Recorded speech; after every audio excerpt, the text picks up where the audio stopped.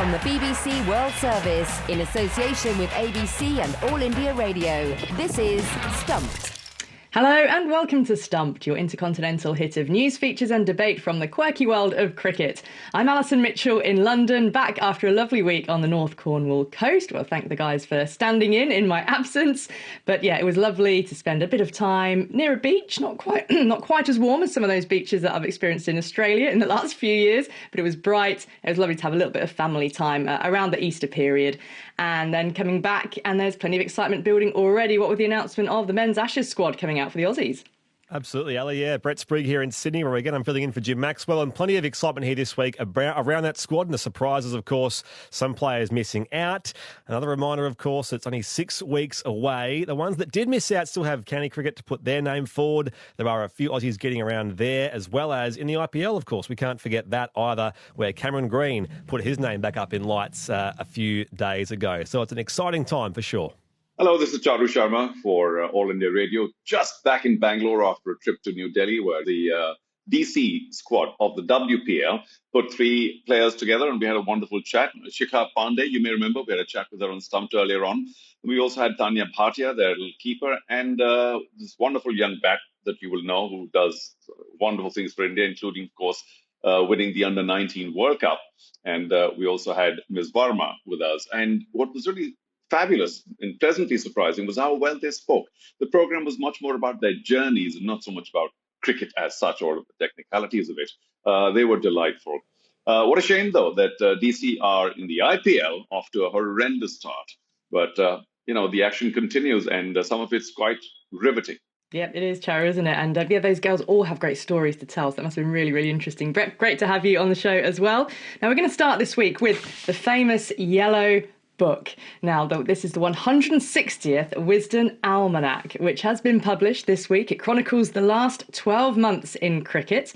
It also gives out the prestigious award of the leading cricketers of the year. This year's winners, England men's captain Ben Stokes and Australia's Beth Mooney, an accolade which both players have in fact won before. And early this week, I managed to catch up with the editor of the Almanac, Lawrence Booth, and asked him if they were both obvious choices. I think so, in a way. I mean, Stokes was an interesting one because it wasn't simply for his weight of runs and wickets, which is the usual criterion for that award. It was as much as anything for his transformative Test captaincy. He got England playing a brand of cricket, as you know. When he took over, they'd won 1 Test out of 17. He takes over and they win 10 out of 12, mainly in spectacular fashion. So it's not often a cricketer changes the perception of a format of the game, and Stokes did that. So I thought he was an obvious winner, really, and Mooney as well. I mean, she averaged 100 in one-day internationals for start last year, which wasn't bad. She scored 60 odd with a titanium plate in her jaw in the Ashes against England, and she starred in the Commonwealth Games where Australia won gold. So she often gets overlooked actually in the kind of discussion about the great Australian women players, but she, as much as anyone over the last 3 or 4 years, she has led the charge. Yep, she's always been there, hasn't she? Now, of the 5 cricketers of the year, the famous 5, remind everyone of the criteria for this, because when they look at the list, some people might automatically think, well, why is that person on this list? So just run us through the names and remind us of the criteria. Yeah, so the criteria first, they're basically two main rules. You can't have been chosen before. It's been going since 1889, and the emphasis is on the previous English summer. So it is a bit Anglo-centric, but that's how it's always been done. The 5 this year were Tom Blundell, the New Zealand wicketkeeper Ben Foakes, the England wicketkeeper Harmanpreet Kaur, Indian captain Daryl Mitchell, another New Zealander, and Matthew Potts, the Durham and England seamer. So those are our 5. Some people have suggested having 5 women cricketers as well as 5 males. The issue at the moment still, I think, is that there aren't enough professional women cricketers to justify that, and we'd run out of choices. But that is changing very fast, both because of the 100 and because of the WPL, which started recently, which is the real big game changer. I like to have a woman in the 5, absolutely. They're never token picks. They're there because they deserve it. 3-4 years ago, actually 5 years ago, we had 3 women in the 5. So more women have been chosen in the last 10 years than previously. I mean, Wisdom was pretty slow on that. But we're monitoring the possibility of extra awards for women for sure. What about some of the other standout names in the book this year? Have you got some personal highlights? Yeah, I mean, obviously Shane Warne died in March 2022, which was too late for the 2022 Wisden, but gave us a good run at covering his career in this year's book. And Gideon Haigh has written a terrific piece on Warne. We spoke to Warne's 7 landmark victims, so his 100th, his 200th, through to his 700th Test victims, the guys who got out, what it was like facing him, which was a nice insight. But look, there's plenty. There's 1,600 pages. You can lose yourself, I hope, and there's plenty to enjoy. Lawrence, congratulations on yet another almanac, and congratulations to you and the team, and good luck for starting the next edition already. Thanks for being on Stumped. Thanks, Ali. Thanks for having me. Oh, it's good to speak to Lawrence Booth, the editor of the Wisden Almanac. And Lawrence, one thing he didn't mention was the winner of the T20 Cricketer of the Year, and that was India's Suryakumar Yadav. Deserved winner, do you reckon? Good old Sky, of course, thoroughly deserved. But before that, to all those listening on Stumped, please do get your copy, because our very own Alison Mitchell has this wonderful story. And Lawrence did mention this more about stories than records now. Yeah, Suryakumar Yadav, we know this is about last year, because currently, if you follow the IPL, he's going through a horrific slump. Thankfully, he's beginning to drag himself out of that. But, he is the ultimate white ball match winner. And you might remember some of the knocks. There was a 48 against England, the 49 ball 100 against New Zealand. And he was only the second man to top 1,000 runs in T20 cricket. In fact, what was it, 1164? But it's not the volume of runs. It's the strike rate. And he made all those runs at 187. Now, if you're striking at 150, your team score is likely to be around 180. If you're striking at 187, can you imagine how much leeway, how much space he's giving to the others to maybe get out of their own troubles and try and get a decent strike rate? So he's absolutely magnificent. Extraordinary selection of shots, ability as well. And the way he bosses the bowling and demoralizes them, his swagger, you've got to think that it reminds you of the king himself, Vivian Richards. I mean, he does have that all-round 360 ability and immense confidence. From the BBC World Service, this is Stumped on All India Radio. Well, next on Stumped, one of the greatest cricketers of all time, Sachin Tendulkar, turns 50 this week. Over his 24-year career, which started back in 1989, Sachin broke almost every record and had so many momentous moments, including winning the 2011 World Cup and being the first man to score a double century in an ODI, which he did in 2010.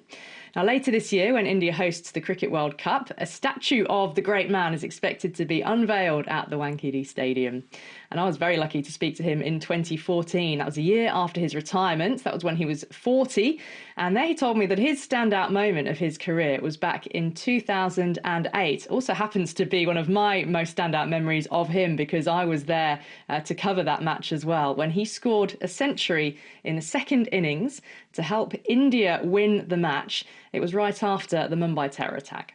I think the most meaningful 100 has to be the one that I scored against England in 2008 in Chennai. This was after the terrorist attack in Mumbai, and I think the whole nation needed something, where we could divert our attention, even if it was for a short span, and then allow them to think about something else. It was that one match. It was a difficult period for all the Indians across the globe, not just in India. And I felt really proud that, I could do something which allowed people to think about something else for a while. And it allowed people to smile, which was even greater satisfaction. In goes Swan, bowls a little paddle sweep into the leg side, there it is, and it'll be the winning runs too, as Sachin Tendulkar reaches his 41st Test century. Now he leaps in the air, the crowd is already up. The groundsmen also came and they celebrated. I've not experienced that ever in my career, where the groundsmen are jumping on the ground and celebrating. So that conveys to everyone that, how much it meant to all the people in India. Well, there you go. You heard it from me, but he puts it so much better, doesn't he? The meaning behind that.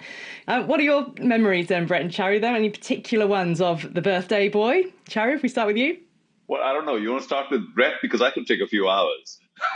Brett, go for it. I will say, Go on, then. I have a memory, and it's a personal one, so it's not one of the all-time great moments, but certainly a story I like telling. And I'll say this, that it was a special thing for me growing up to go to a Boxing Day test. So I didn't live in Melbourne or Sydney then. I grew up in Perth. So every few years as a family, we would fly across on Christmas Day, and I'd be lucky enough to be there at the MCG. And this particular year was 2003-04.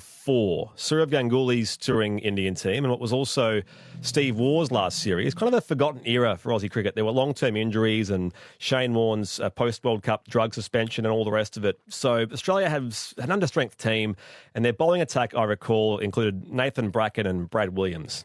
But on this day, day one, Virender Sehwag and Akash Chopra put on a phenomenal partnership. Sehwag made 195. Rahul Dravid made a few as well. And so the first two Indian wickets fell for nearly 300. So we're into the final hour. We'd been starved of action, or starved of wickets at least, but it's okay because everyone's looking forward to seeing Sachin Tendulkar come to the crease. So there's the usual ovation and admiration as he makes his way out. And then he chases Brett Lee down the leg side, and he's out very first ball. And then that collective gasp of 70 or 80,000 people, the disappointment when we realised we'd waited all day and wouldn't even get to see their very best, as good as Akash Chopra was that day, and Virender Sehwag. To me, that underlined the effect he had, because back then he was India. Yeah, and that was similar, I guess, to the sort of opposite effect when he did do that amazing feat in 2008. Probably only he could have had that kind of healing effect on a country that was in mourning in that moment because of how much he is revered. Go on then, Charu. We're not really setting a stopwatch on you, honestly, a timer. Let me take a deep breath. But, my memory does go back to when he made his debut, and he looked 15 or perhaps even 11, because he just looked so tiny and so vulnerable when he made his debut. Back in 96, when I was doing the South African tour, 96, 97, but the Indian team was decimated at Kingsmead. And then the kind of fight back century that Sachin made in Cape Town was incredible. 169 of the finest, most fluent runs ever seen those days. The Desert Storm of 1998, very few people will forget that, fans of Sachin Tendulkar at any rate, because the great Glenn McGrath was made to all but cry. It was a terrific set of knocks then. But, so many moments. Of course, with the ball too. He literally snatched the ball away from the skipper, saying, I'm going to bowl the last over. I think back in 1993 when he protected a very small score, some 5-7 runs in the final over, and actually won India the Hero Cup. So, just any number of memories.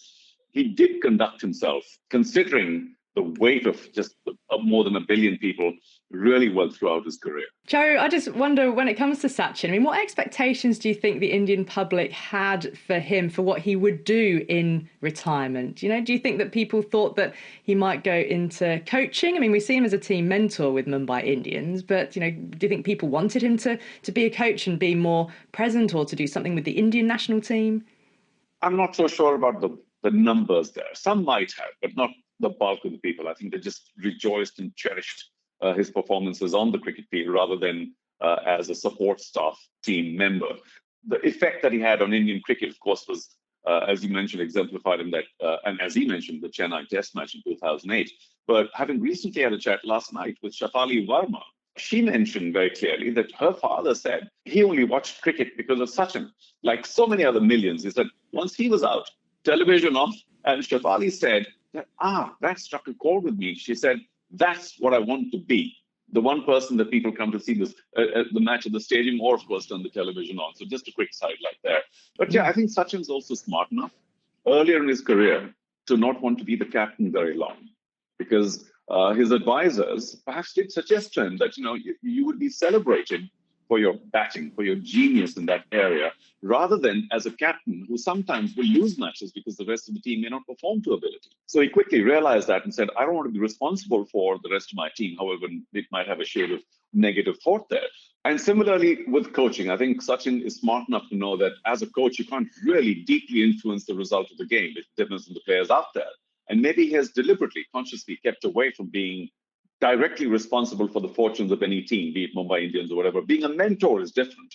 But I think he does realize that his equity might have been eroded if he were to be a coach who then at times loses matches. And I think he's smart enough to realize that, he should just have people remember the best part of Sachin Tendulkar, which was his incredible genius batting. I guess your reputation can only go down when you're Sachin Tendulkar if you take up coaching.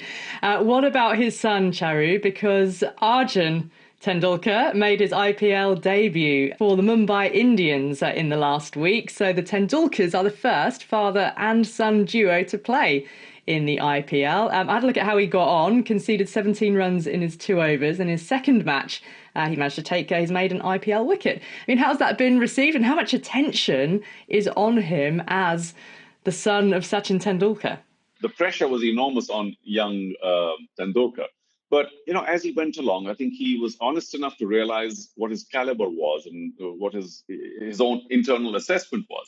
And I think that pressure eased off Arjun Tendulkar because, one, of course, he's got a different forte, as it were. He's a lefty seamer. Now, if Arjun Tendulkar wanted to ply his trade in the world of batting, that pressure would never have lifted. He's a lovely young man. He takes his budding career rather lightly, and the kind of celebration after that first wicket in the IPL was incredible because, as Sachin said, well, finally Tendulkar has taken a wicket in the IPL because Sachin never did. But one can only imagine the kind of pressure that Arjun grew up with. But I'm not so sure about his long-term cricket career. And of course, there will be the cynics who say that he gets this opportunities easier than others because he's got a Tendulkar name. Did you know he was a familiar sight often in the cricket nets on the nursery ground at Lord's because, of course, Sachin, the Tendulkar family have an apartment not far away from Lord's cricket ground when they come to the UK. And so, often there would be this young lad netting and people wouldn't really know who he was. But then all of a sudden you might have occasionally just noticed Sachin wandering by and watching it and people realise, that's a Tendulkar, that's Sachin's son in the nets. And just, on a Monday afternoon, like in the autumn, not even during the cricket season. But yeah, good luck to him. He's grown up and he's in the IPL. Well, that's all we've got time for on Stumped this week here on All India Radio. Don't forget you can follow us on Twitter. We're at BBCWS Sport and use the hashtag BBC Stumped. And check us out on YouTube as well. Go to the BBC World Service's YouTube channel. Thanks to Charu Sharma and Brett Sprigg and to all of you for listening. Speak to you soon. Bye-bye.